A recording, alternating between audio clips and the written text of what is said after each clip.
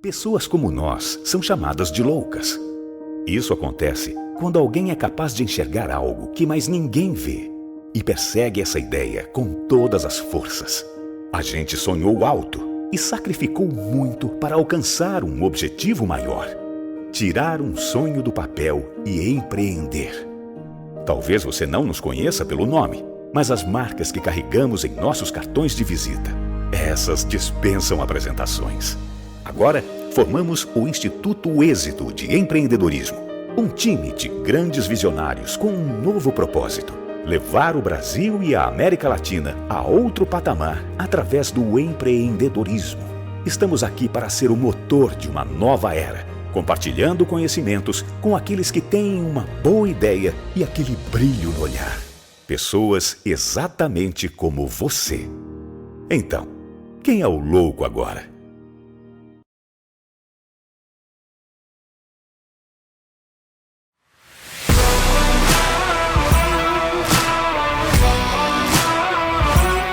Turma de mentoria do Instituto Êxito de Empreendedorismo, mentoria para empreendedores empresariais. Começou em março de 2022, com aulas online semanais e um encontro presencial por mês em São Paulo, para transmissão de conhecimento, muita troca de experiências, muito network, conexão, relacionamento e muita superação de adversidade, onde os mentores empreendedores que já caminharam o caminho árduo do sucesso e da prosperidade ensinaram aos mentorandos, os empresários mentorandos, como encurtar o caminho, como chegar ao sucesso, à prosperidade e à escalabilidade do seu negócio, a aceleração do seu empreendimento empresarial. A gente fala de mentalidade de trabalhabilidade, a gente está falando de mentalidade empreendedora. Igual o Janguier, que eu respeito, admiro, ele conseguir reunir um timaço desse, né? Então, qualquer momento que vocês quiserem abordar e conversar, estou disposto e totalmente focado nesses 5 dias por vocês aqui.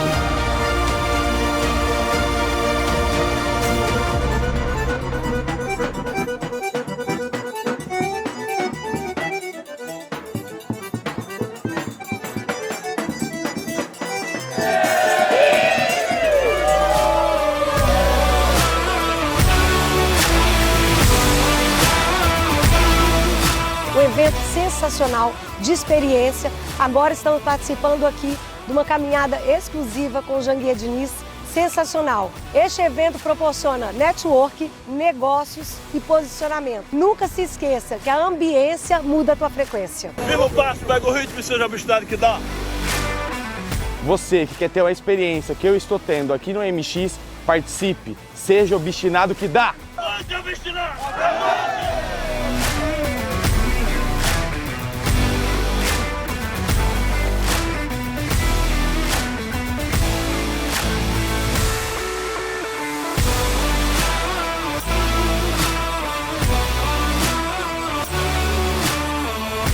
A alma do negócio é o produto, igual a pessoa. Eu não enxergo a sua alma, eu enxergo o seu corpo. O corpo é o marketing, a alma é o produto. A alma tem que ser muito boa, o corpo tem que ser muito bom. Eu devo investir no Piccoli, que é mais conhecido em todas as instituições de justiça, ou na marca? Quem gera conteúdo e quem reposta? Pessoas se relacionam mais com pessoas na internet.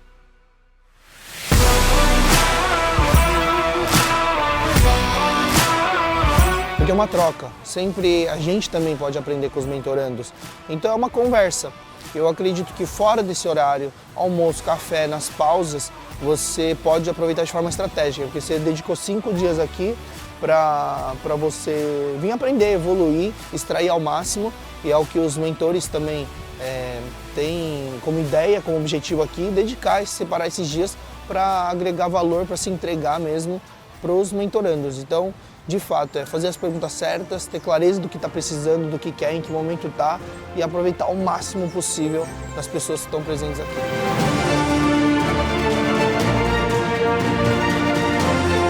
Eu tenho experiência em mergulho. Sabe que eu já mergulhei? Já mergulhei em dívida, mas saí dela facilmente. O negócio é mentalidade.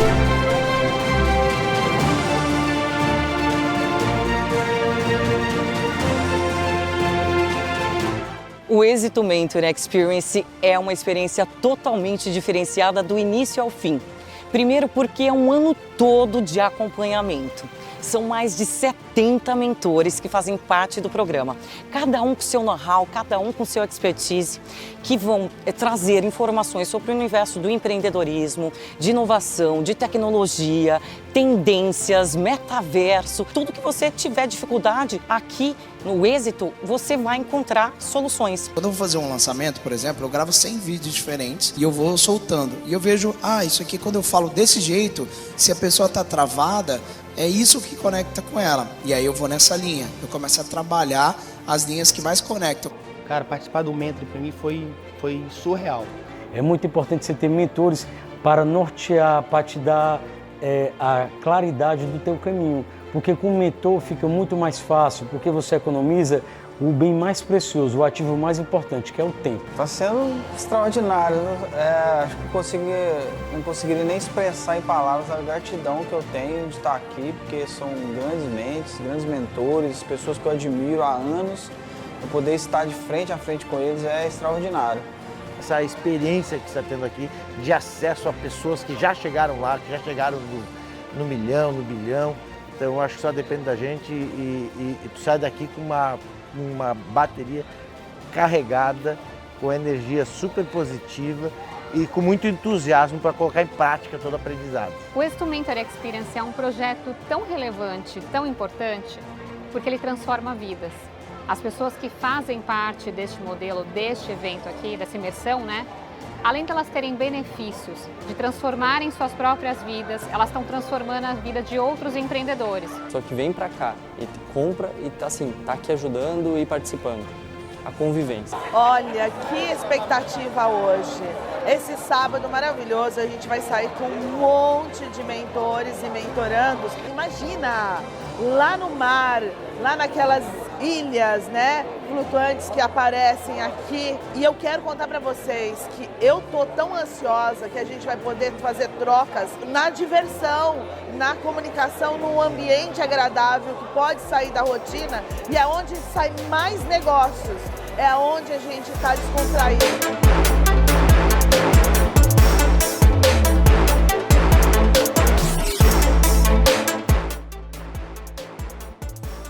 E, gente, quando eu imaginei que já tinha visto de tudo e aprendido de tudo, não, aí vem esse espetáculo, essa mentoria on board, que é simplesmente sensacional. É uma experiência que todos deveriam ter o direito de poder aproveitar e ter, porque é massa, como falam vocês, os jovens.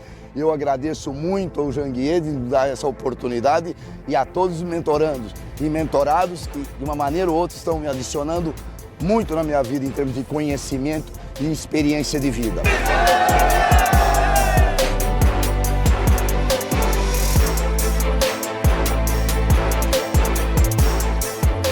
Eu entrei aqui com um segmento, hoje eu já estou atuando em 3 e agora é só o céu é o limite. Próprios mentores, nós já contratamos alguns para ser consultores nossos e hoje eles estão nos apoiando lá, jurídico, financeiro, estão trazendo a expertise dele no ambiente de trabalho e colocando na nossa empresa. O conhecimento que eu absorvi delas, né, e que eu consigo contribuir também, e também decisões, né, decisões e planos estratégicos para já implementar. Eu quero que isso se torne para sempre. Vamos manter uma aliança, porque não é só 6 meses que vai mudar a sua vida. É uma continuidade, é decidir. Quando você sobe um nível, você merece estar nesse nível, só que tem outro degrau. Realmente, pessoal, você veio para cá, você adquiriu uma frequência. Se você sair desse lugar, sua frequência vai diminuir. E eu tô trazendo quem eu posso, gente, porque a gente tem condições de mudar esse país através da educação, através do empreendedorismo. Valeu, Carol! Chegar no Mentor aqui foi uma realização para a vida da minha família. Eu sou o único da família. Agradecer os patrocinadores do evento aqui da imersão, né?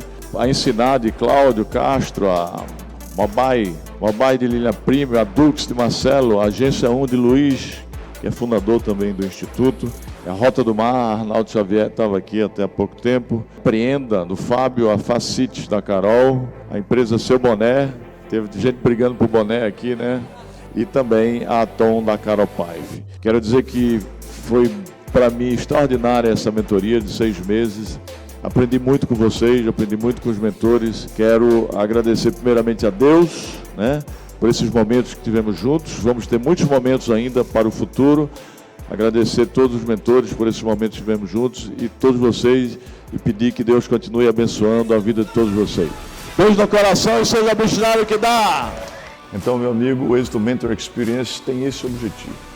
O objetivo de impulsionar a vida dos mentorandos, mas, sobretudo, acelerar e escalar os negócios, os empreendimentos, as empresas do mentorando. Se você quer participar, entra aí no site www.institutoexito.com.br e participe da turma de 2023, porque vai transformar a sua vida, a sua história, seu destino e vai acelerar o seu negócio, vai impulsionar, vai fazer com que você escale o seu empreendimento, a sua empresa. Conte conosco, firme o passo, pega o ritmo e seja obstinado que dá.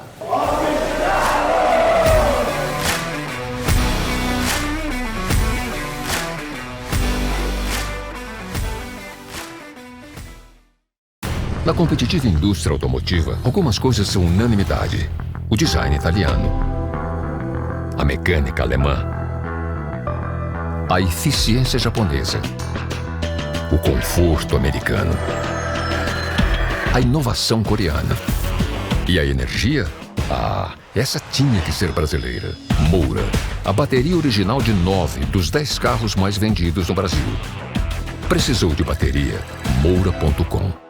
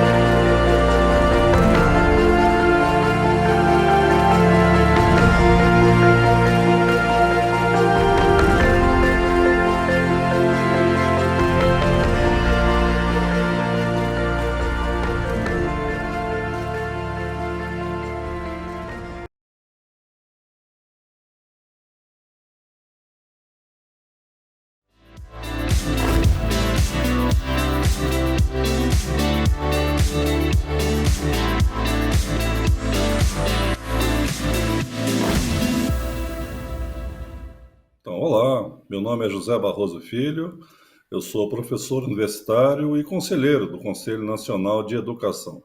Vamos dar sequência a essa edição do Summit ESO 2022. Eu vou tratar de um assunto que é muito atual, né? Vou tratar sobre a Lei Geral de Proteção de Dados. E antes de propriamente entrar na lei, olha as coisas interessantes. Baixando no celular um aplicativo para lanterna, né? Aí esse aplicativo pediu acesso aos meus telefones, né? Aos meus registros. Olha que coisa interessante, um aplicativo de lanterna pedindo acesso aos meus registros, né? Eu fui na farmácia, comprei uma garrafa com água sem gás, né? E o operador do caixa perguntou o meu CPF. Aí você pode perguntar assim, qual é a relevância, né, de você informar o CPF numa farmácia? Olha, pode ter relevância sim, né? Se há um cruzamento de dados, isso é totalmente possível, né? Entre o seu CPF, ou seja, você, né? E aquele remédio que você compra, né? Por exemplo, um remédio para uma doença no coração, a empresa de seguros pode ter o seu perfil, um perfil que define um risco maior ou menor. Uma empresa de plano de saúde, né? Também a gente tem visto muito na imprensa, né, esses vazamentos de dados. Várias empresas com os vazamentos os mais variados, né? E aí, o que é vazado? Seu nome, seu CPF, seu endereço, né? Vários...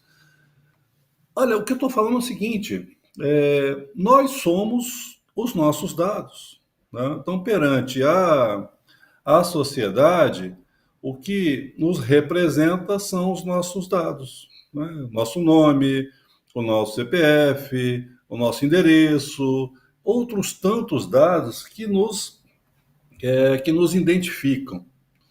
Então, tem que se ter muito cuidado, né? Porque os dados são nossos. Quem trabalha com esses dados são, no mais das vezes, empresas que fazem uso desses nossos dados, né? Então, até agora, né, até a vigência, né, da Lei Geral de Proteção de Dados, as empresas coletavam o maior número de informações, né, que podiam, muito além do que realmente era necessário para aquela transação, tá? E esses dados ficavam expostos, esses dados eram compartilhados com outras empresas. A gente não sabia, né, se esses dados realmente nos representavam, né, o meu estado civil, onde eu moro, situações que a gente não sabia nem onde estavam esses dados, né, quais eram as medidas de segurança para que esses dados, os nossos dados, ou seja, a gente, né, não fôssemos expostos, né, a público, não fôssemos expostos a utilizações indevidas, né? Então, escândalos como do LinkedIn, né, escândalos como do Facebook, escândalos, né, gerou a necessidade de nós termos uma lei que protegesse efetivamente os nossos dados pessoais. Então, que lei é essa? Né? É como eu falei, a Lei Geral de Proteção de Dados, ela visa proteger, né, os nossos direitos fundamentais de liberdade, de privacidade e o livre desenvolvimento, né, dessas pessoas naturais, de nós, nas pessoas físicas, né, que eu estou falando a partir de agora, né? Essa lei vai proteger dados de pessoas físicas e não de pessoas jurídicas, tá bom? A aplicação dessa LGPD, ela se dá em que situações? Primeiro, a LGPD, ela se aplica a qualquer tratamento, né? Qualquer verbo, qualquer conjugação que você faça, tratar, arquivar, deletar, modificar, tudo que tem a ver com dados, né, chama-se tratamento. Então, qualquer operação de tratamentos realizadas por pessoa natural, né, pessoa física, por pessoa jurídica, né, dados os mais variados, independente, né, se sejam dados de pessoas físicas, né, sejam elas armazenados em meios digitais ou até em meios físicos, né? Falando em informação, nossos dados, sejam num arquivo do Word, sejam naquela fichinha de um arquivo metálico, ou seja, nossos dados armazenados nas nuvens, por exemplo, né? Então, falando dos nossos dados, nós temos que proteger. Então, esse é o objetivo maior da Lei de Proteção dos Dados. E eu vou lembrar o seguinte, né? Onde é que estão esses dados, né? Quem está tratando esses dados? Como esses dados estão sendo tratados, né? Por quanto tempo eles ficarão armazenados? Tudo isso a gente tem que saber. Por quê? Porque nós somos os titulares desses dados, tá bom? Então a gente fala muito em dados pessoais, dados que me representam. Então na LGPD nós temos uma definição legal. Então essa definição legal está no artigo 5º da LGPD. Então, dados pessoais refere-se a toda informação relacionada à pessoa natural que a torne identificada ou identificável. Por exemplo, o nome, número de CPF, o seu IP, né, do seu dispositivo. Então, isso claramente te identifica, tá? Então, estamos falando com o Manuel dos Anzóis, ok? Mas também pode ser um dado que nós cheguemos a essa pessoa de forma contextual. Isso é um dado identificável. Por exemplo, existem no Brasil 1 milhão de advogados. Tá? Esse dado serve para alguma coisa? 1 milhão de advogados? Não serve. Porque eu vou falar de advogados e não de arquitetos. Mas isso já me permite chegar a alguma pessoa? Ainda não. Vamos lá, vamos melhorar esses filtros. Então, 1 milhão de advogados, os advogados inscritos na UAB em São Paulo. Aí 500 mil, já melhorou, né? 1 milhão de advogados inscritos no UAB São Paulo, já baixamos para 500 mil, que atuem na área empresarial, nós já baixamos para 20 mil. Por exemplo, 1 milhão que atua em São Paulo, que atua na área empresarial, que o ramo principal de atuação seja proteção de dados, aí vamos baixar para 100. Que desses 100, essa pessoa que a gente quer identificar é do sexo feminino. Ela é canhota, né? Ela trabalha na avenida tal e qual, né? Eu vou número tal, né? Perceberam que eu estou contextualmente chegando a uma pessoa? Então, dados pessoais são isso, né? Que nos permitem identificar uma pessoa ou, pelo contexto, a tornem identificável, tá? Então, vamos perceber o seguinte, desses dados pessoais, né? Há certos dados que são muito sensíveis. Então, a gente tem dados pessoais que dizem respeito à convicção religiosa, orientação política, filiação partidária, origem racial, étnica. Então, esses dados são dados assim que merecem uma melhor proteção, porque são dados que permitem algum tipo de discriminação. Essa discriminação, discriminação negativa. A pessoa vai sofrer algum tipo de tratamento que a torne mais vulnerável, que a possa segregar de alguma maneira. Então, a gente tem os dados pessoais, né? Então, dados pessoais identificam a pessoa ou a tornam identificável numa avaliação contextual. A gente vai perceber que há dados que são dados sensíveis, né, que permitem uma discriminação negativa de uma pessoa. Aí vamos lembrar de convicção religiosa, origem racial, opinião política. Então, esses dados sensíveis, eles merecem, eles precisam de maior proteção, tá?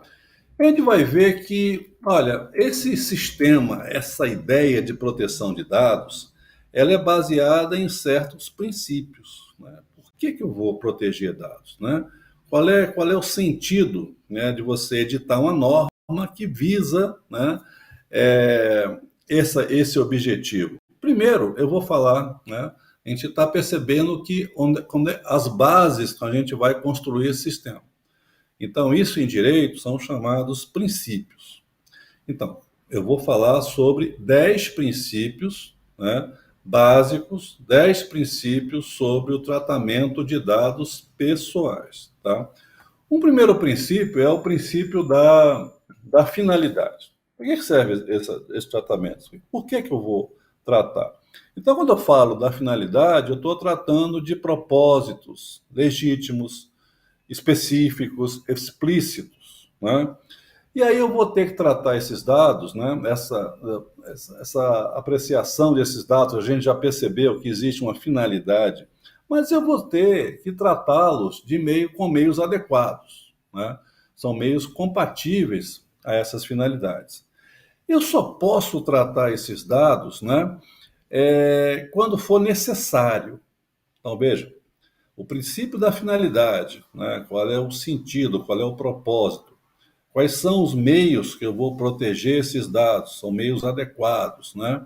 Eu só vou poder tratar dados, né, só o estritamente necessário para a operação, ok? Então, o princípio da finalidade, o princípio da adequação, o princípio da necessidade. Vamos seguindo? São 10, né? O princípio do livre acesso é o 4º princípio, tá? Então, esse acesso ao titular dos dados, alguma dúvida? Somos nós, né? Ele tem que ser facilitado. Então, nós temos também o direito à qualidade desses dados. Os dados não nos representam? Então, esses dados têm que ser exatos, têm que ser claros, têm que ser atualizados, tá? E existe um outro princípio que é o da transparência, que essas informações sejam claras e precisas aos titulares, tá? Também a gente vai ver o seguinte, ó, esses dados não representam, há de se ter nesse tratamento a finalidade, a adequação, né, de meios, só posso tratar só os estritamente necessários, né, e de uma forma clara, de uma forma que bem me represente. Mas espera aí, esses dados têm que estar seguros em algum lugar, tá? Então, o princípio da segurança é um princípio fundamental. O que consiste? É a adoção de medidas técnicas ou administrativas aptas a proteger os dados, tá? Também a gente vai perceber o seguinte, além desses princípios todos, a gente tem que zelar pela prevenção, antes de acontecer algum tipo de incidente, algum dano a essa proteção de dados. Então, o princípio da prevenção é a adoção de medidas efetivas para evitar danos, né, aos dados. Também a gente tem que tratar esses dados, né, os princípios, né, dessa lei de proteção, que esse tratamento de dados não leve a algum tipo de discriminação, uma discriminação negativa, uma discriminação ilícita, uma discriminação abusiva, né? Por exemplo, eu vou fazer uma seleção de pessoas para o emprego, aí eu defino no meu algoritmo, né, que não podem ser pessoas de tal etnia, não podem ser do sexo feminino. Então, esses princípios de tratamento de dados não devem permitir uma discriminação negativa, que cause algum dano, né, ao titular dos dados. E é evidente, né, que esse tratamento de dados tem que quem o trate, né, trate quem? A pessoa que define como vai ser utilizado os nossos dados que nos representam, essa pessoa, ela tem que prestar contas, tá, do que está fazendo com os nossos dados, e ela vai ser responsabilizada pelo uso desses dados. Então, como é que a gente vai edificar, né, esse sistema de proteção de dados? A primeira coisa é entender isso, né? As bases desses princípios, as bases desse edifício são os princípios. Então, vamos lá? Primeiro princípio, a finalidade, né, propósitos legítimos, que eu use de forma, os meios que eu vou utilizar são os meios adequados à finalidade, então o princípio da adequação. Eu só posso tratar de dados estritamente necessários à operação. Eu, titular, tenho que ter livre acesso. Esses dados me representam, então eles têm que ser exatos, claros, o princípio da qualidade. Transparentes, né? A informação tem que ser clara e precisa aos titulares. Esses dados têm que estar em local seguro, é o princípio da segurança. Tem que se adotar medidas preventivas. Pode esse sistema, né, permitir a discriminação negativa. Quem trata esses dados deve ser responsabilizado, deve prestar contas, ok? São esses 10 princípios sobre os quais a gente vai edificar esse sistema de proteção de dados. Eu falei muito em tratamento, né? Então, tratamento, vamos deixar bem claro, tratamento é toda a operação realizada com dado pessoal. Por exemplo, muita coisa. Todo o verbo que você vai conjugar envolvendo dado. Então, coleta, produção, recepção, processamento, arquivamento, deleção, transferência, toda a operação que se faça com os dados.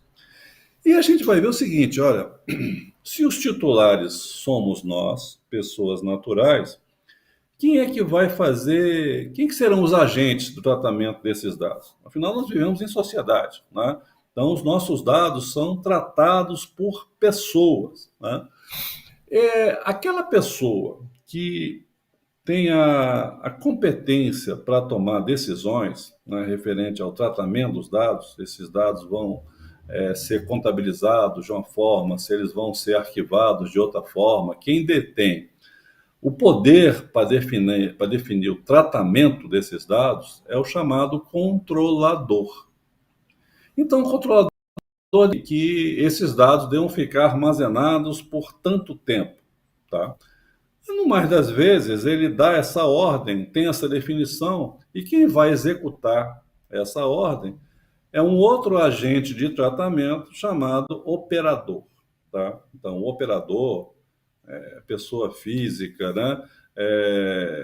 Ou jurídica, de direito público ou privado, mas ele realiza o tratamento de acordo com as ordens, com as determinações do controlador. Então, titular dos dados somos nós. Esses dados são utilizados na nossa vida em sociedade. Os agentes de tratamento chamam-se controlador, que define a utilização dos dados, e o operador, que é aquele que efetivamente, né, cumpre as determinações do controlador, tá? Então, esse controlador ele tem uma série de obrigações, né? Ele tem que manter os registros, né, dessas operações, ele tem que zelar pela segurança dessas informações, ele vai responder, né, pelo mau uso, pela má utilização desses dados, e uma série de outras, né? Até que você tenha um momento chamado término do tratamento. O que é o término? É a cessação dessa operação que se dá com o tratamento. Então, vamos lá. Eu vou ver o ciclo, né?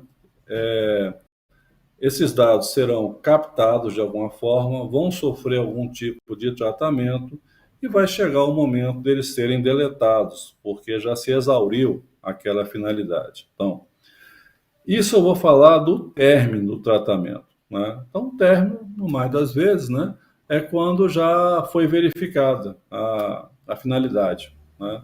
Você consentiu o uso de dados para se formasse um contrato, por exemplo, né? Finalizado o contrato, né? Esses dados, né, não tem mais sentido, né? Já terminou o seu processamento, eles devem ser deletados, tá?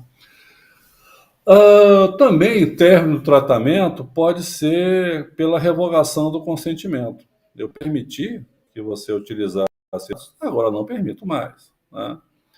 Pode ser também quando houver uma determinação legal. Então, o controlador tem uma série de obrigações, não é fazer o que ele bem quer. Os dados, a gente tem que fazer o seguinte, os nossos dados são tratados por empresas, né? A gente tem alguns direitos, é óbvio, né? Os dados são nossos, né? Primeiro, a confirmação da existência desses dados, né? Como vai se dar o acesso aos nossos dados? Nós temos direito à correção de dados incompletos, né? De dados inexatos, de dados desatualizados. Temos também direito a um instituto chamado de anonimização. Lembra do anônimo, aquele que não se identifica? Há técnicas que você tira a possibilidade de identificação, né? Então, José Barroso Filho faz parte de um cadastro tal. Eu posso ter técnicas de subtração desse dado. José Barroso Filho, né? Ele mora na Rua do Prado, no bairro tal, ele é do sexo masculino. Então, uma série de dados. Eu posso anonimizar esses dados. Por exemplo, eu tiro José Barroso Filho. Então, não há mais o que proteger em termos de dados pessoais. Não há mais pessoas. Então, quando você fala em anonimizar, é você tirar a identificação desses dados. Agora, tem um detalhe. Existem certas situações, o seguinte, eu tenho a minha matrícula. A minha matrícula é 1, 2, 3, 4. né, que refere-se a José Barroso Filho. Então, 1, 2, 3, 4 não tem significação, a não ser que eu relacione com José Barroso Filho. A possibilidade é a seguinte, olha, eu vou desidentificar esse 1, 2, 3, 4 agora, se eu retirar a sua ligação com José Barroso Filho, ele não é mais, não representa mais uma pessoa, ok? Então, seria um caso de quê? De anonimização. Presta atenção. Se eu realmente jogar a chave fora, eu não consiga mais identificar 1, 2, 3, 4 com José Barroso Filho, perfeito, você anonimizou. Mas se eu pegar esses dados e colocar num outro arquivo, né, que permita a reidentificação, isso é um fenômeno chamado de pseudo-anonimização. Quer dizer, esse dado, ele no momento, ele parece que está anonimizado, mas mediante alguma técnica, ele pode voltar a identificar uma pessoa. Então, conceitos de anonimização e pseudo-anonimização, tá?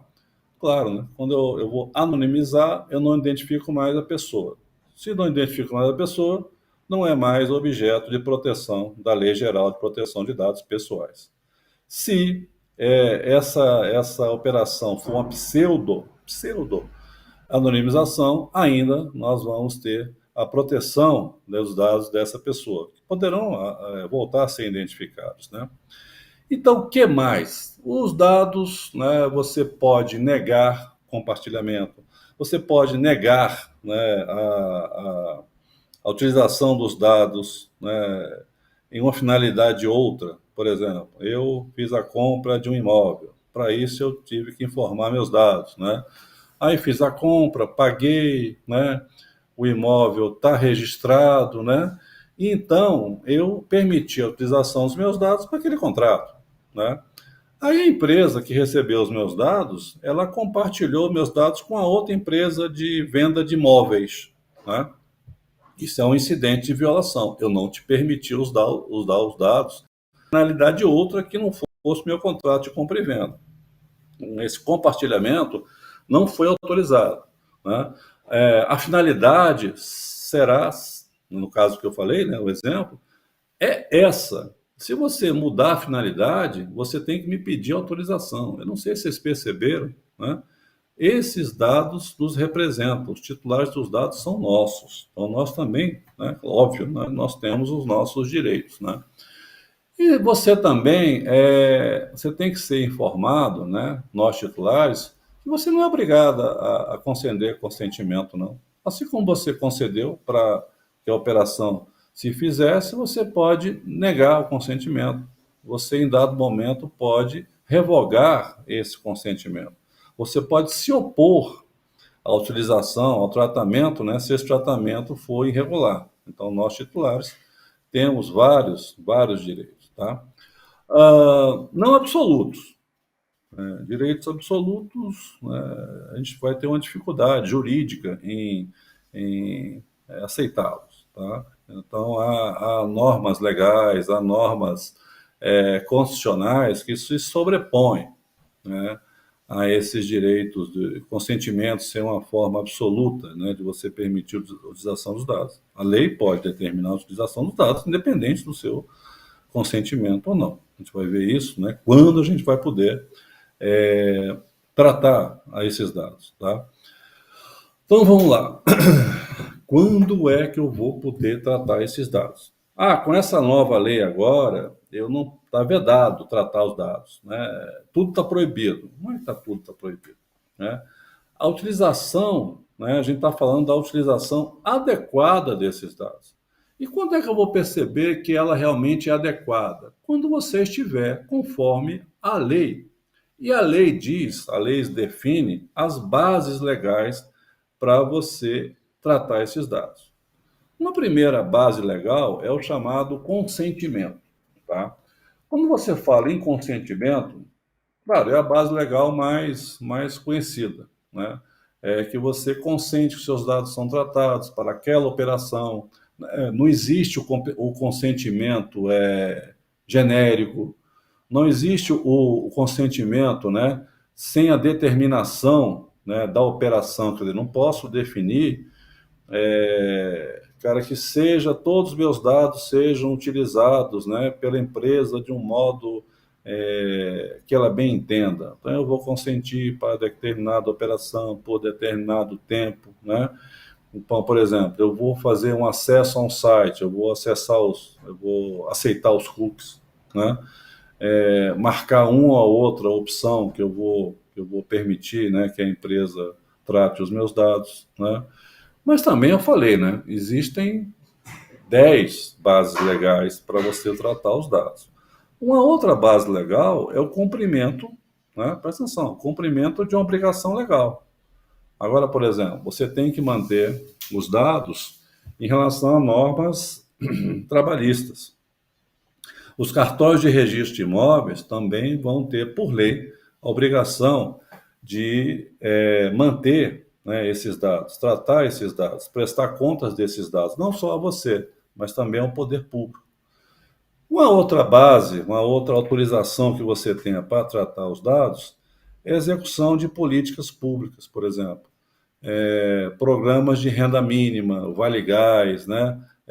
Campanhas de vacinação. Então, os seus dados são utilizados, né, para a execução de políticas públicas.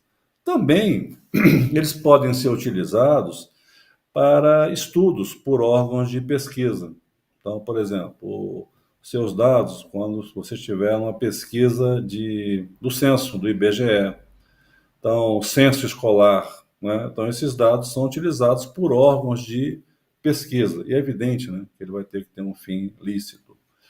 Na execução de um contrato, né, eu tenho um contrato de prestação de serviço. Eu tenho que informar, né, os meus dados, né, um contrato de reparo, pintura, contrato que for. Eu tenho que dizer, né, que eu sou um dos contratantes, eu tenho que me identificar, né. Uma outra base legal, quer dizer, a maneira que a lei lhe dá a possibilidade de tratar os dados. O exercício regular de um direito. Então, por exemplo, a produção de prova, né, é o fim, né, a ideia é exercer o seu direito, né, em processos judiciais, quer dizer, a produção de provas, de uma relação consumerista, os registros, né, dos seus dados, quando eu vou falar de um cadastro positivo ou um cadastro negativo em relação a crédito. Então, isso também, né, a gente tem uma base legal de tratamento, né, que a lei permite que esses dados sejam tratados. Proteção à vida é uma outra base legal, né.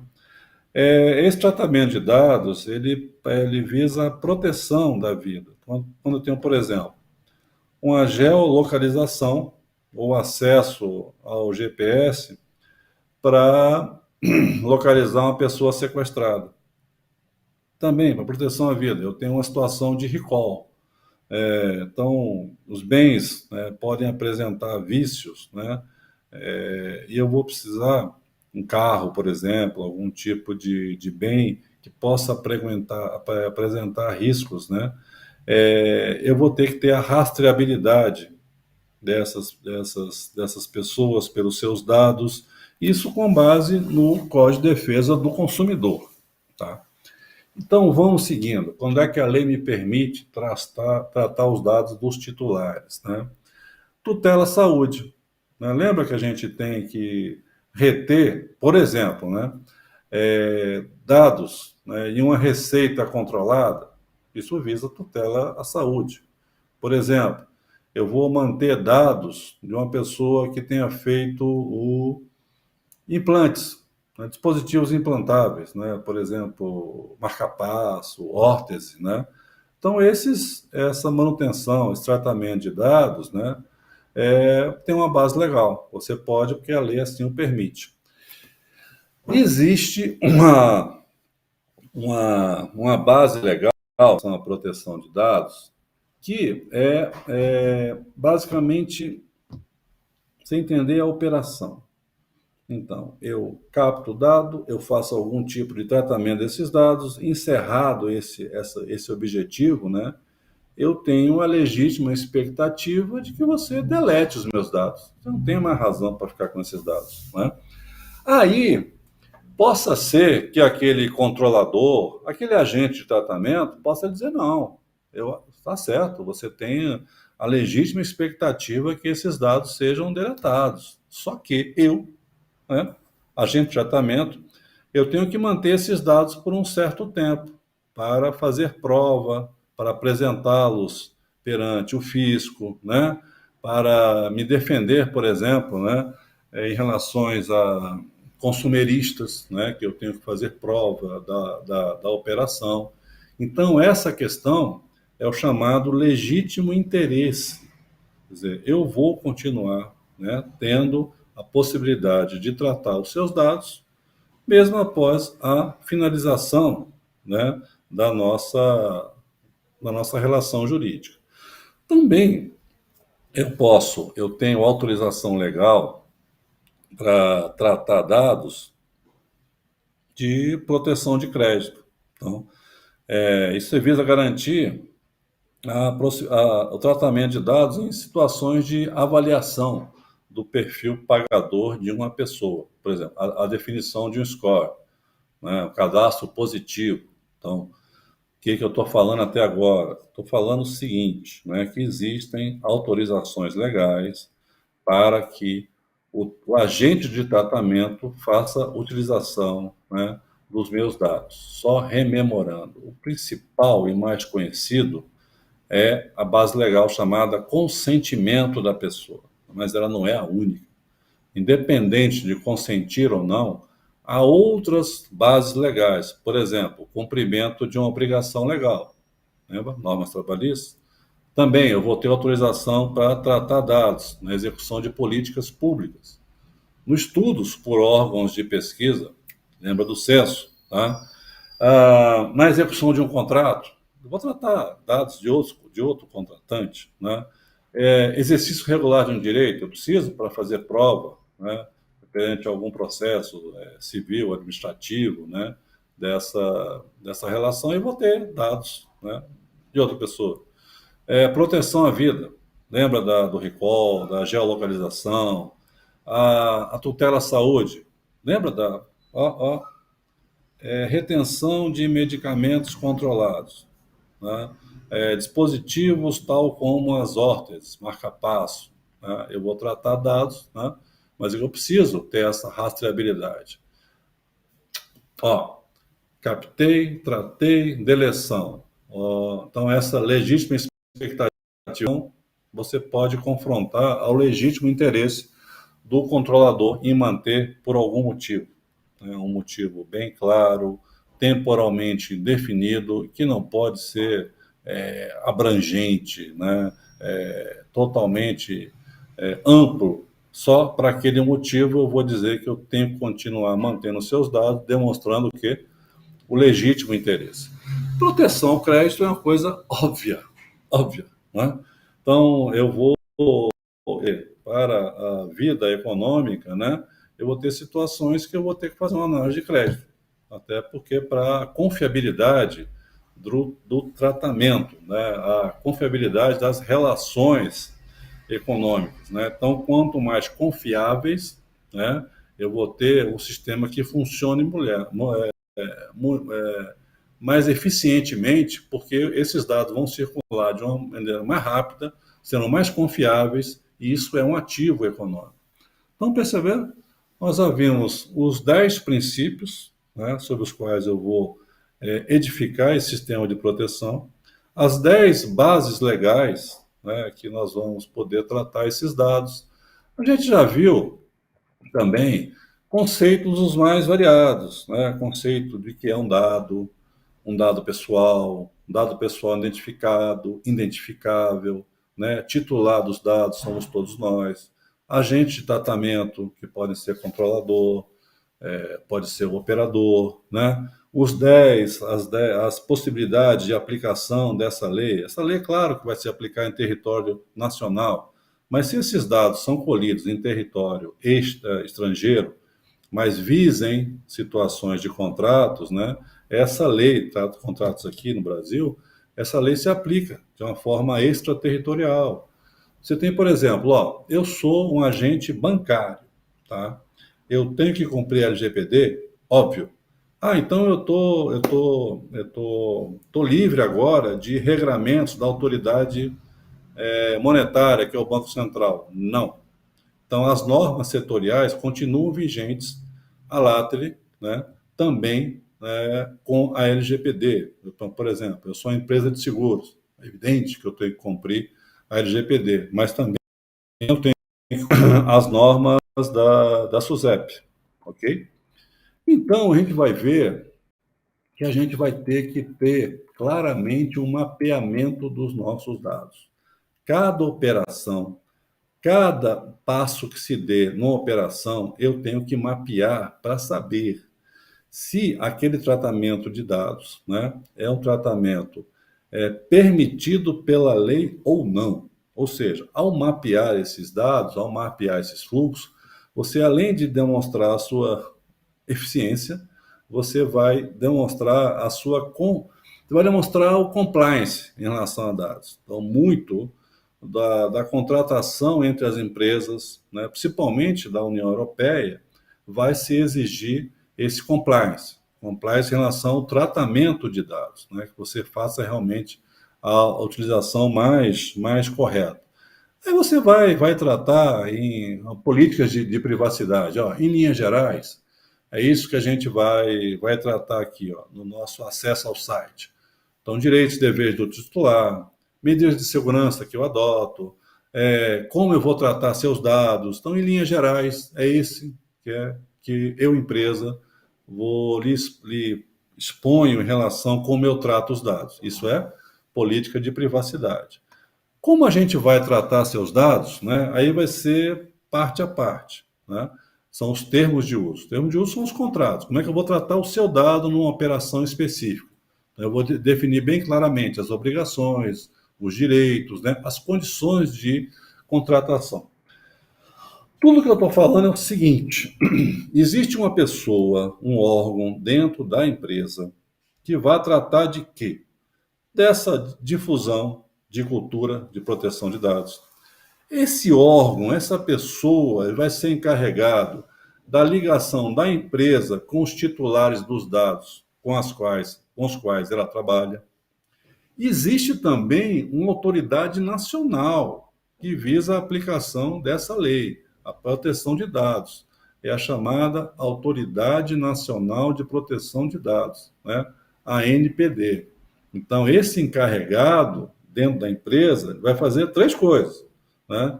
Ele vai disseminar a cultura de proteção de dados, né? Boas práticas, cursos. Esse encarregado, ele vai se relacionar com o titular dos dados e também vai prestar contas a essa Autoridade Nacional de Proteção de Dados. Veja como é importante. E aí, qual é o nome que se dá a essa pessoa, né? Encarregado.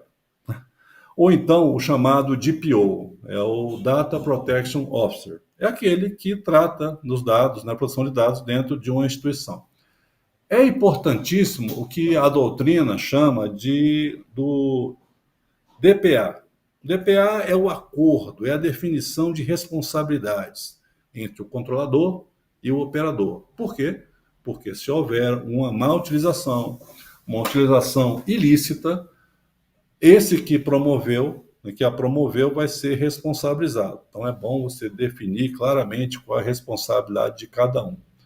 Também é algum comportamento necessário para cumprir a lei, você tem um mapeamento. Então é o chamado DPIA, é o relatório de impacto à proteção de dados. Então, dentro daquele fluxo, né, você vai demonstrar as bases legais e como é o tratamento de possíveis incidentes para prevenir, em ocorrendo, a adoção de medidas efetivas, né, para minimizar essa lesão.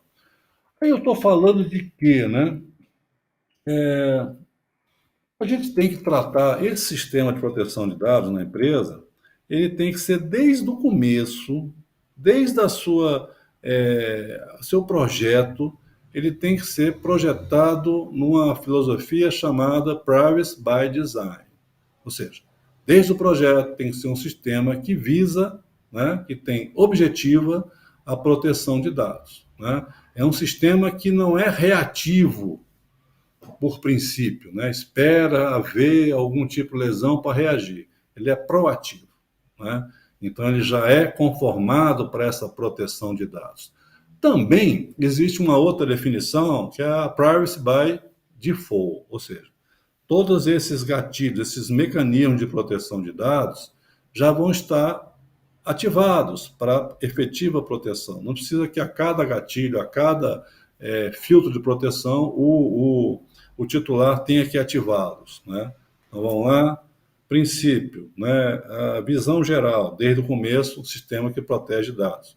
Qual é a ideia disso aqui? A ideia do privacy by design. E todos esses mecanismos do sistema, eles têm que ser já ativados, o privacy by default, tá? Então,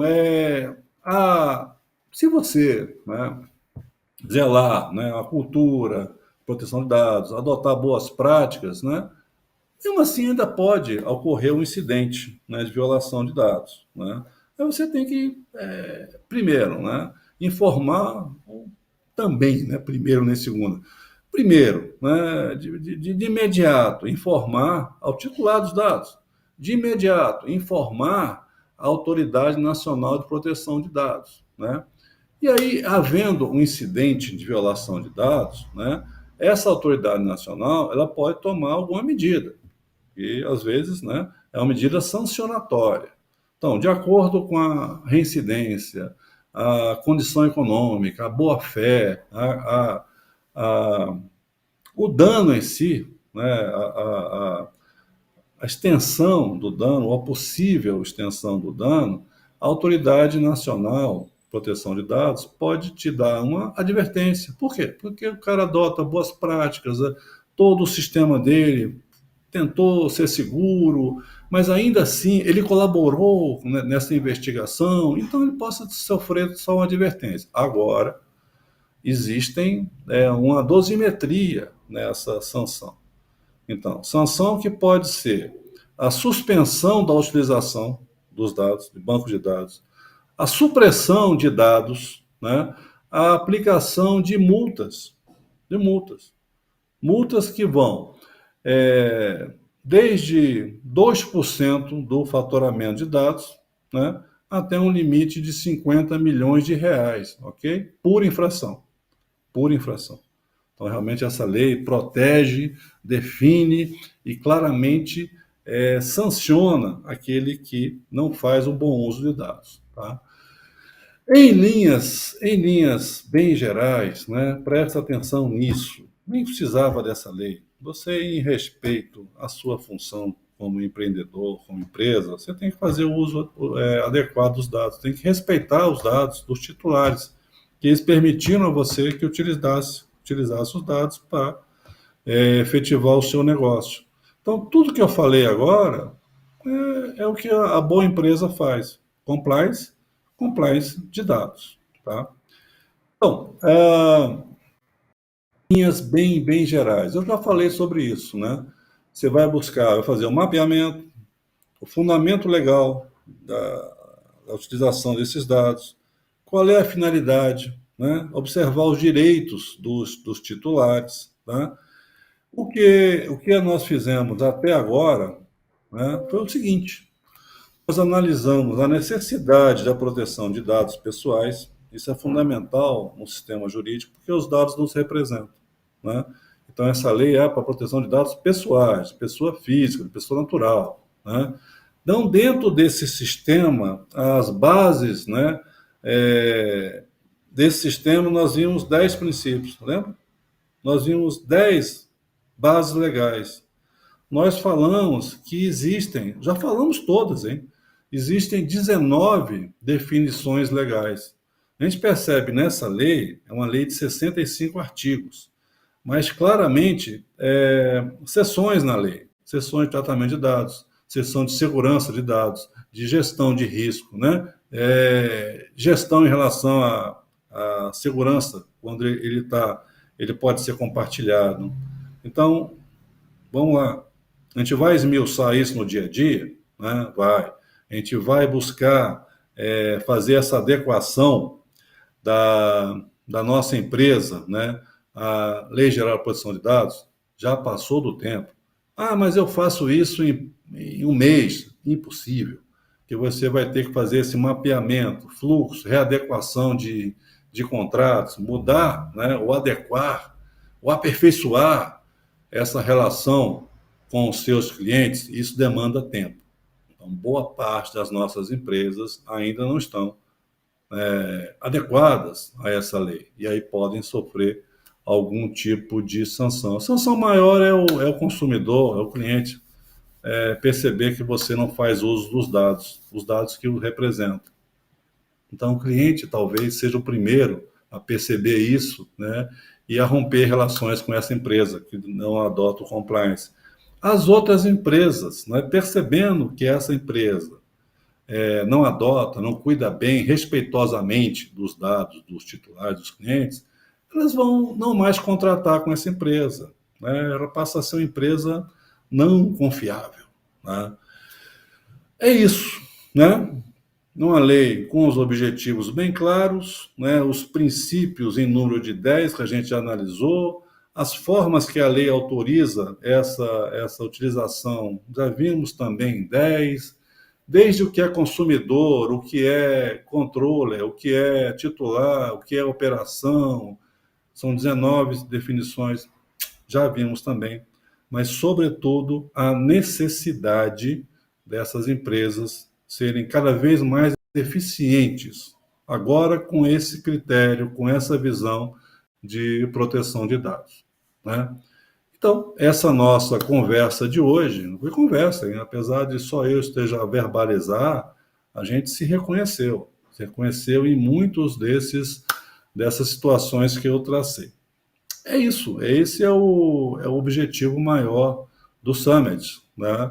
Fazer pensar sobre determinados ambientes, né? Sobre determinadas formas de procedimento e dizer que todos nós, né, estamos em sinergia voltados à construção, né, de um país melhor, um país mais ético, e passa necessariamente pela valorização, vamos lá, do aspecto do empreendedorismo. Esse é o objetivo maior do Summit, né? Dizer que vale a pena empreender e investir no futuro. Então, vamos em frente. Todo esse instituto, né, que foi criado para congregar pessoas de bem, né? E olha, nós que somos do bem, somos mais. Tá? Obrigado pela atenção. Até uma próxima oportunidade. Percebeu que há casos de homofobia na sua empresa? Crie comitês de diversidade e inclusão, proponha debates sobre o assunto, converse com as pessoas envolvidas, acolha a vítima, mostre que a sua empresa é um ambiente seguro para que ela seja quem ela é. Quanto mais as pessoas se sentirem representadas e acolhidas, mais produtivas elas serão.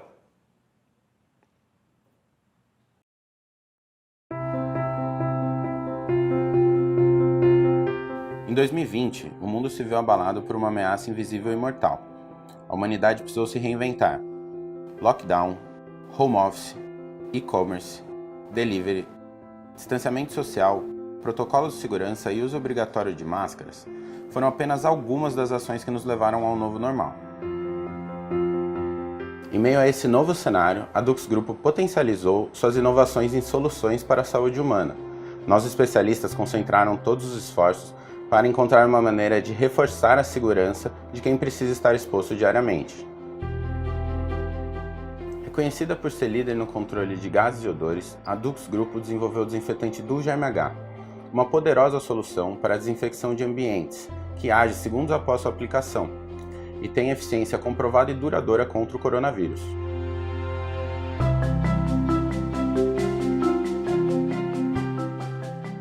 Ainda preocupada com a proteção das pessoas, a Dux Grupo lançou o Dux Defender Pro, um antisséptico corporal hidratante de alta eficiência contra vírus e bactérias, com ação comprovada por até 4 horas. Ele não é inflamável e nem volátil, ao contrário do álcool 70%.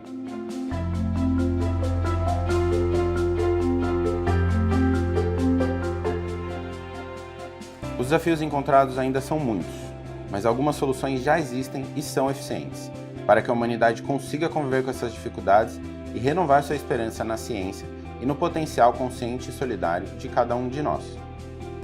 O seu novo normal conta com as inovações Dux Grupo.